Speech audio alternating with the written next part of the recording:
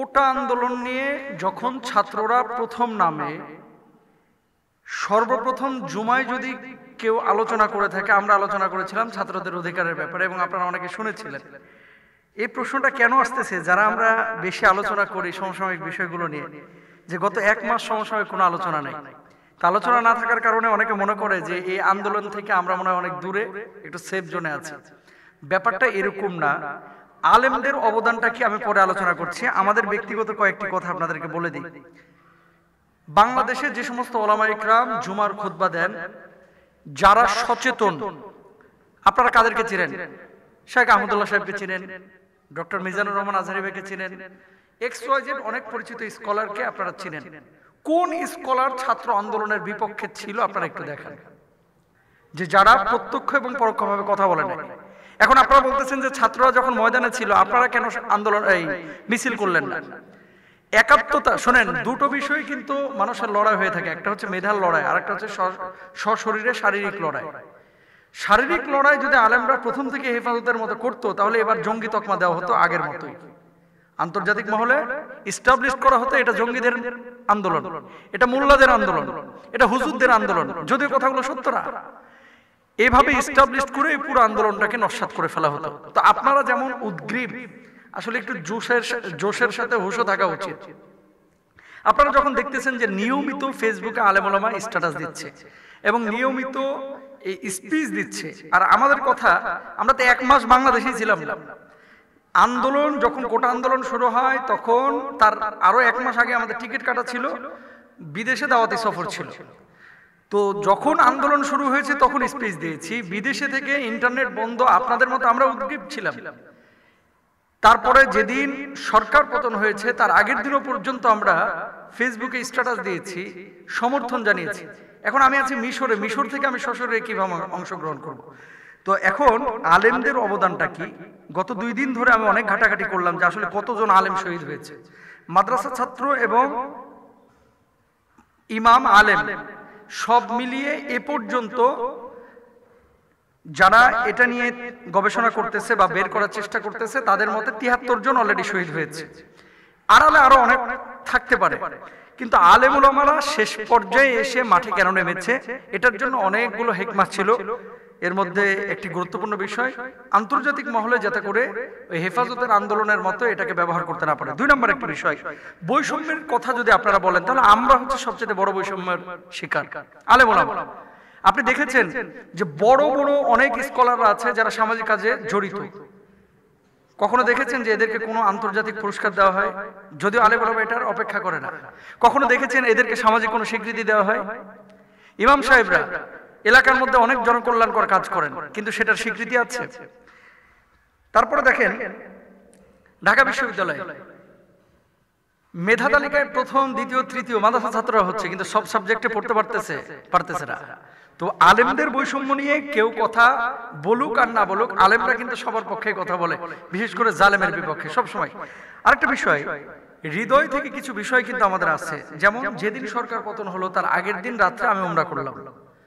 তো উমরায় কাবার গিলাফ যখন আমি ধরেছি, কাবার গিলাফ ধরার পরে প্রথম দোয়াটা ছিল এই যে আল্লাহ জালেমের পতন আপনি দিন।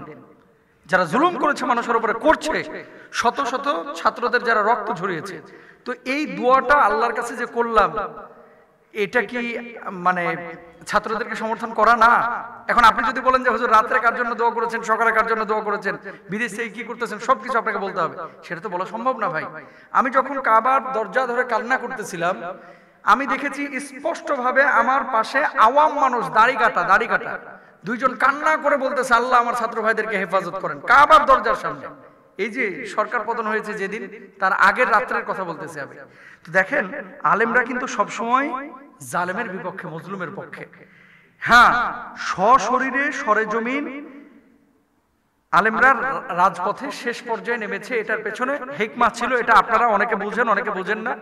তো ফেসবুকে অনেকে লিখেছে, অনেকে জুমার বক্তব্য দিয়েছে, আমরাও বক্তব্য দিয়েছি যখন দেশে ছিলাম, কিন্তু বিদেশ থেকে তো সম্ভব হয়নি সবকিছু বলার, শুধু পোস্টের মধ্যে এবং দোয়ার মধ্যে আমরা ক্ষান্ত ছিলাম।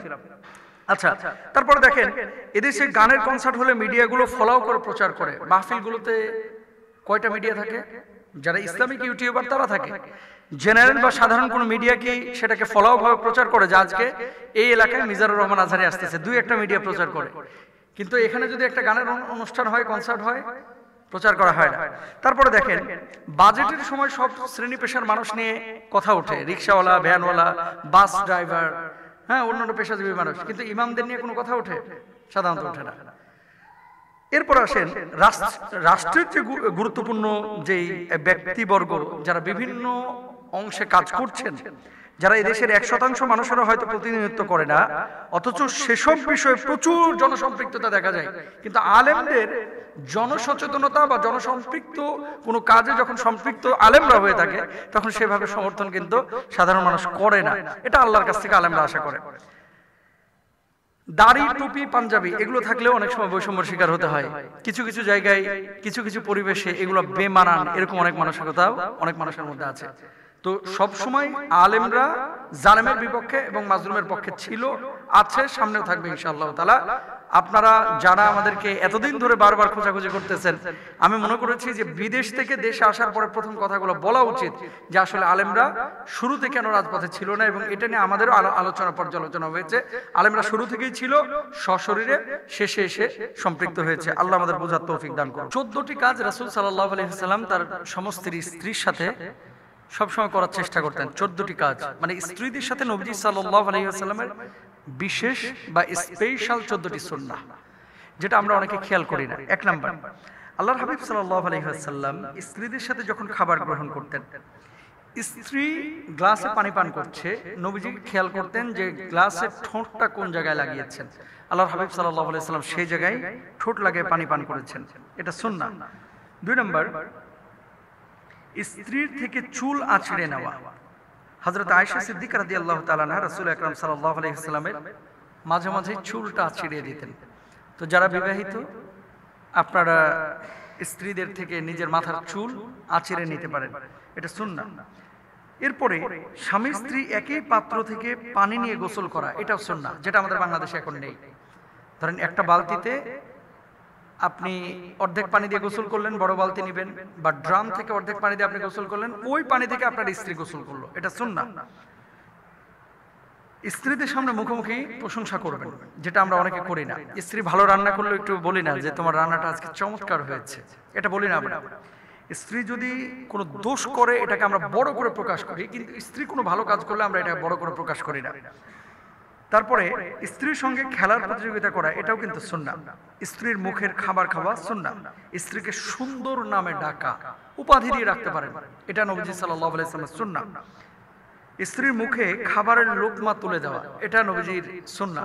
মাঝে মাঝে খাবেন একসাথে, একই প্লেটে খাবেন, বড় প্লেট নিয়ে একসাথে খাবেন, স্ত্রীর মুখে মাঝে মাঝে খাবারের লোকমা তুলে দেবেন, এটা নবীজি সাল্লাল্লাহু আলাইহি ওয়াসাল্লামের সুন্নাহ। স্ত্রীকে কখনো মারধর না করা, আল্লাহ নবীর সঙ্গে স্ত্রীদের মনোমালিন্য হয়েছে, মান অভিমান এটা হয়েছে, কিন্তু কখনো মার মুখে আচরণ তিনি করেন নাই। কিন্তু আমাদের বাংলাদেশে যেটা হয়, মার মার কাট কাট একটা অবস্থা থাকে, একেবারে খায়া ফেলাবে, কাইটে ফেলাবে, ছুঁড়ে ফেলাবে, এরকম একটা ভাব। স্ত্রী ভালোবাসার জিনিস, স্ত্রী মারার জিনিস না, স্ত্রী মহব্বতের জিনিস। স্ত্রীকে আঘাত করা এটা কাপুরুষতা, এটা কোনো পুরুষ কখনো কোনো স্ত্রীকে নির্দয়ভাবে আপনার আঘাত করতে পারে না। হ্যাঁ, মনোমালিন্য বা ঝামেলা যদি হয়, মৃদু প্রহার, যেটা শরীয়ত বলেছে ততটুকু করতে পারে, আক্রমণাত্মক না। তারপরে স্ত্রীর কোলে মাথা রেখে কোরআন তেলাওয়াত করা, এটা সুন্নাহ। নবীজি সাল্লাল্লাহু আলাইহি ওয়াসাল্লাম কখনো কখনো আম্মাজান আয়েশা সিদ্দিকা রাদিয়াল্লাহু তাআলা আনহার কোলের উপরে মাথা দিতেন। মাথা দেওয়ার পরে নবীজি কোরআন তেলাওয়াত করতেন, কখনো কখনো আম্মাজান কোরআন তেলাওয়াত করতেন, নবীজি শুনতেন। আমরা কিন্তু এই সমস্ত আমলগুলো করি না। তারপরে স্ত্রীর কাজকর্মে সহযোগিতা করা, এটা নবীজি সাল্লাল্লাহু আলাইহি ওয়াসাল্লামের সুন্নাহ। আমরা তো অনেকে মনে করি যে মানুষ কি বলবে যদি দেখে বউ রান্না করতেছে, আমি বেগুন কেটে দেব, আয় হায়, এটা আবার কেমনে হয়, এটা কোনোভাবে সম্ভব না, মানুষ কি বলবে। না, নবীজি করেছে, আপনার করতে সমস্যা কোথায়? তারপরে হায়েজ অবস্থায় স্ত্রীর সাথে সাধারণ মেলামেশা সুন্নাহ। হায়েজ অবস্থায় সাধারণ মেলামেশা মানে একেবারে এক্সট্রিম পর্যায়ের বা একেবারে ডিরেক্ট বা আপনার যেটা সহবাস বলে, এরকম কোনো আচরণ করা যাবে না। কিন্তু স্ত্রীর সাথে ঘুমানো, তাকে স্পর্শ করা, এটা কিন্তু জায়েজ আছে। আর আমাদের বাংলাদেশে কিছু মানুষ আছে, স্ত্রীদের যখন মেনস্ট্রুয়েশনের যে সময়টা চলে, হাই যে সময়টা চলে, অনেকে মনে করে ছায়াও মারানো যাবে না, এর সাথে আবার সয় কেমনে, মানে নাপাক জিনিস। ভারতে এরকম কিছু এলাকা ছিল, এদেরকে গোয়াল ঘরে রেখে আসতো যখন এরকম হতো। খবরদার, এরকম বৈষম্যমূলক আচরণ করা যাবে না। 12 নম্বর, স্ত্রীর রাগ অভিমান এবং মন বোঝার চেষ্টা করা, এটাও কিন্তু সুন্নাহ। এরপরে 13 নম্বর, স্ত্রীকে নিয়ে ঘুরতে যাওয়া বা সফরে যাওয়া, এটাও সুন্নাহ। 14 নম্বর, স্ত্রী ব্যবহার করা মেসওয়াক দিয়ে মেসওয়াক করা সুন্নাহ। আমাদের বাংলাদেশের মানুষ এটা তো একেবারে ঘৃণা করে, ঘৃণা করে। বউ কোনো মিসওয়াক চাবাইছে বা ব্রাশ করেছে, এটা দিয়ে ব্রাশ করা, ছি ছি ছি ছি ছি, এটা আবার কেমন কথা? অথচ আল্লাহর হাবিব সাল্লাল্লাহু আলাইহি ওয়াসাল্লাম আম্মাজান আয়েশা সিদ্দিকা রাদিয়াল্লাহু তাআলা আনহা চিবিয়েছেন, এরকম মেসওয়াক দিয়ে আল্লাহর নবী নিজে মেসওয়াক করেছে। সুবহানাল্লাহ। সুতরাং এই আমলগুলো আমরা করার চেষ্টা করবো, আল্লাহ তাআলা ভালোবাসা বাড়িয়ে দেবে ইনশাআল্লাহ।